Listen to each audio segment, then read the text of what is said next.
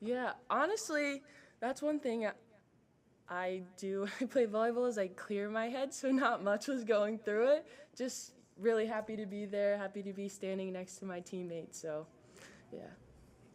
This is the first match of the year in front of fans. Are there any nerves with that, or is this routine for you at this point? It's kind of routine. I mean, I remember being a freshman and being like, oh, wow, there's actually people here. But now I've just kind of done it so many times, and I've been on the receiving end when fans are like booing you. So I feel like I've had the worst experiences. So I'm ready for anything at this point. But again, it was super welcoming, loved it. Kennedy, what have you been trying to show Coach Cook during preseason and tonight? I think the biggest thing was just that I can run an offense, and instead of just being a setter who can just set the ball and put it in a good place, I think I was trying to run an offense during that game, and my teammates helped me out a lot, and I think it worked out really well tonight.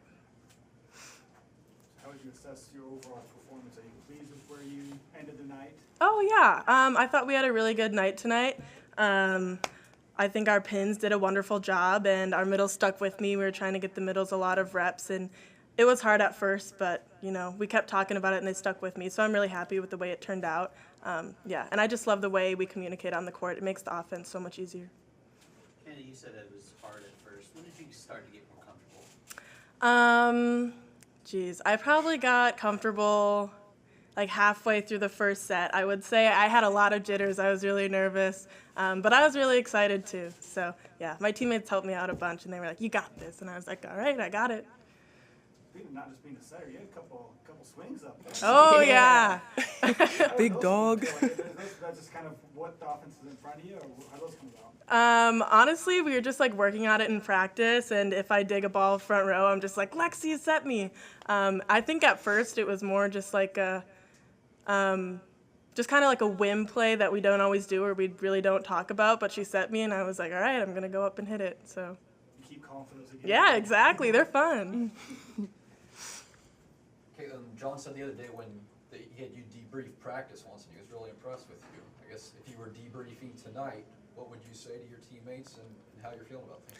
I would just say that I'm really proud of everyone. I think everybody came out there, whether they were young, old, with the same mentality of just like, we're going to trust our training, we're going to work on the things we've been working on. And it really showed, like, it was a very back and forth match, and you could tell, like, I honestly couldn't tell, like, who was what age out there. Like, we all played with a good confidence, and yeah, I'm just really proud of those girls. We've been working hard, and it kind of showed today, so. Playing? Definitely not a girl, that's for sure. He's got really good swing. Lacking on defense a little bit, but but yeah, great guy. Do a little smack talk when you blocked him a couple times. I'm not good at smack talk yet. I'm learning. Caitlin, you had that very early kill. How much did it feel to kind of get that first one in a Husker uniform out of the way, and how much confidence did that give you in the match? Yeah, it's kind of just like a rush, It was a great set by Kenna. Everything was just perfect, so it felt amazing. Kennedy, what did you learn about yourself in this match, and how do you continue to build on that heading into the season? I think I learned that I have a lot of composure. I think it can be really easy to step in the gym and get all riled up with the lights and everyone in there, but with my teammates right next to me, everything was fine, and I eventually settled down and got into the game, and I'm just really proud of myself for that, because sometimes it can go the opposite way. Kennedy, the fan day this morning, what memory will you have from that, or what's something you saw or heard that stands out? Oh yeah, that was really cool. I really enjoyed that, and the fact that we just get to see all these fans right before we play, I think it put me in a really good mindset, especially for the game, and just getting excited for Husker Nation to see us play after the long summer we just had. I'd say a good memory I had was just a lot of little kids coming up and how shy they are, and then once you kind of smile at them, they smile right back and their faces light up. So that was really cool. Caitlin, how do you kind of assess what you saw from your two counterparts, the other two freshman middle blockers? What did you see from them tonight? Yeah, I think, again, they don't play like they're freshmen. They're very athletic, and they showed that today. I mean, even when they have an error, they're screaming, set me the next ball. So they have this confidence that just kind of exudes, and this energy that they're great people to play with. So I'm very proud of them, very happy for them. They did amazing tonight.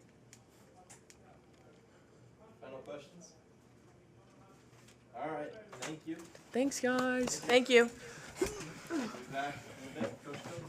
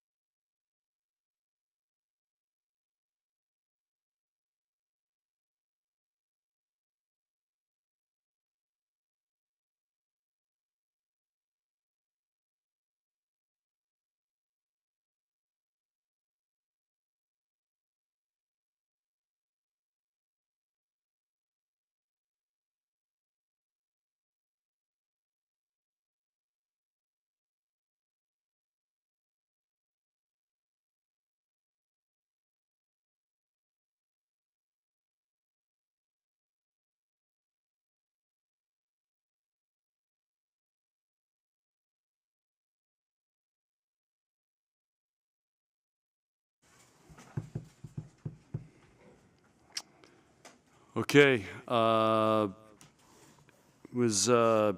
thought for a red-white, the players commented that this is the calmest they've ever felt. Playing a red-white is usually very nerve-wracking, and they're amped up, and they're edgy, and so we worked really hard today on making sure that they were staying calm. I thought our freshmen handled themselves great. If you look at Kennedy, we hit over 300, which is rare for a red-white game. Her distribution was really good. If you look at the numbers that the outsides have, that's something that's really hard to coach. Setters have a feel for keeping a balanced attack. And, I think the other big highlight for me is combined, we only missed 16 serves. And typically, it's a serve miss fest, the red-white between both teams. Usually somebody can be under 16 on one side. We're pretty happy with that. So to me, those were the highlights, and there was some great volleyball. And the crowd wasn't our typical red-white crowd. They were very amped up. It felt electric down there. We unleashed the Red Kingdom, which I love to see in the student sections over there with their pom-poms going nuts. We're going to get them shirts. So can't wait for that. And anyway, so I think it was a good finish to a very short preseason training block for us. What do you do to kind of work on those nerves, and is that something you plan on keep doing throughout the year? Brett Haskell, our sports psychologist, we've been working with them all summer on ways to calm yourself down. It's breathing, and it's playing, we call with each other, for each other, Adidas, Weo Feel, that you're worried about the person next to you and not yourself. So of course, we've been working hard on it when it happens in practice, trying to get them to work through that. And so it's just something we're training, just like we're training serving and passing. Was Kennedy's level tonight better than it has been during practice? There's been a couple days she's been at this level, but I had no idea how she would do tonight. That was a big worry for me, how confident she would be and how she would do, and she hasn't played in a long time. So this will be a good match for her to build on. What do you think of Becca on the slides, and what's her potential with that? She's fast. Both her and Maggie are really fast. They get up, they call the ball. Typical freshmen, you never hear them for a year. And I thought they both, like I said, and they've been doing that every day. They've been as consistent as anybody in our gym. And, they get after it. Kennedy's timing with the middle seemed to be hit or miss too. Is that one area that she needs to work on, you think? Yeah, and that's typical for this time of year to be connecting. She's got to set Kaylin a little higher. That's what it's hard, because Kaylin, you got to set higher than you think, because she just kind of jumps and keeps jumping and keeps going, and they see him there and then think, okay, there's where I got to set it, but you got to like hang it for her, and it's just going to take some time until they get that going. But Kaylin put on a block clinic tonight. So do you want Kennedy thinking now that this is her team and this is her offense? That's why I told you guys, I said that from the very beginning. I said that in Chicago. It's her shot. This is her time. She gets her shot. How come Allie didn't dress? She has got a sore ab, so we decided not to risk it. It's one of those things that, you don't want that thing nagging all year. So, which is a bummer, because it would have been nice to have her out there. We could have, had 6-on-6 Huskers today, which would have been, I can't remember the last time that's happened. Is that a long-term thing, or when do you expect her back? Our plan is to have her next weekend, so we wanted to rest her. Now she gets a day off tomorrow. She practiced a little bit yesterday. She gets a day off tomorrow, and we'll work her back into it next week. She had the same thing, same week last year. So it's like the Sandhill Cranes, I guess. What are you going to tell Jalen about how he played tonight? Oh, I don't know. Jalen's pretty good. He did a nice job for what we needed. And, I gave him the Bill Russell player coach. He was a Bill Russell tonight. He was, he played in college. Now he gets to be player coach. And so I thought that would be, and I'm kind of fired up that I thought of it, but I just thought he could impact those players on that side and keep them engaged and feeling good. And you saw Hayden and Maisie and Maggie played great over there for freshmen. And I just think having him play out there with them would really help them and bring energy and keep them in the game. And so, I thought that was really cool as opposed to having a practice player out there. Can you just talk more about what you saw from the freshmen out there? They compete. The other person I wasn't sure about was Hayden. And I mean, Hayden looked like she's not a freshman. And I just thought she played really solid, moved the ball around, mixed up shots, passed great. Maisie on our passing scale was passed really, really well for her first time out there. Maisie's got a great serve. And,